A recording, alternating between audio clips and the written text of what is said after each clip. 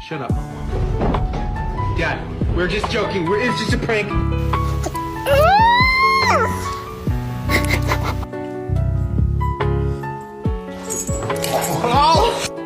They always said you should think twice. I don't even think once.